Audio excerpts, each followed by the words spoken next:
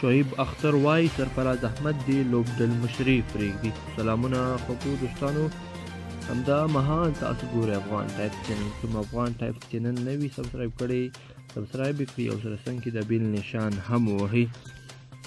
شعیب اختر وایي سرفراز احمد دې لوبډلې مشري پرېږدي. وروسته تر هغې چې پر وروستي نړیوال جام کې پاکستان ښه ونه لوبېده، پر لوبډله خاص کر لوبډل مشر باندې له لر او بر انتقادونو زور واخیست. دا لړۍ لا هم ادامه لري چې د مینوالو وروسته پخواني کرکټ لوبغاړي، مبصرین او نور د پاکستاني کرکټ لوبډلې نه یوازې د لوبډل مشر بدلون ضرورت ګڼي، بلکې د روزونکو په اړه هم انتقادونه شتون لري.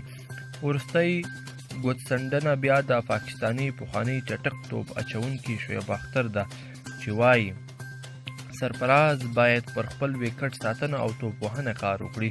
په دې برخو کې دې خپل مهارتونه زیات کړي، ځکه هغه د هیڅ فارمټ د لوبډل مشرۍ لپاره جوړ نه دی. شعیب اختر چې پر یوټیوب چینل په یو لایف ویډیو کې خپل د زړه بړاس ایستلی زیاتوي د لوبډل مشر بدلون ته ضرورت دی. حارث سهیل یو بهترین آپشن دی، د ورځنیو او شلاوریزو لوبو لپاره وړ کس دی. د ټیسټ فارمټ لپاره زما له نظره بابر اعظم یو ښه کپتان کیدلی شي، هغه ښې منډې کوي.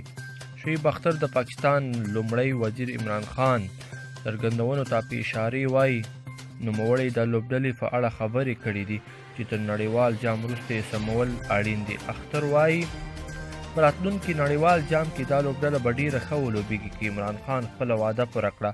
ځوان لوبغاړي دې رامخکې شي، دا به د نړۍ قوي لوبډله وي.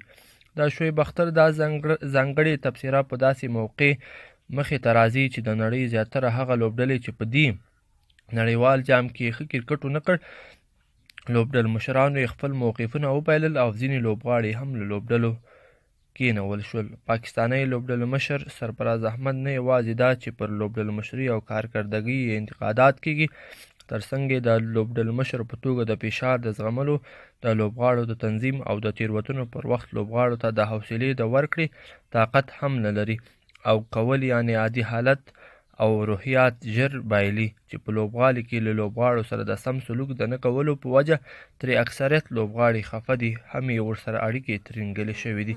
که مو ویډیو خوښه شوې وي درسره لایک او شیر یې هم کړئ. مننه.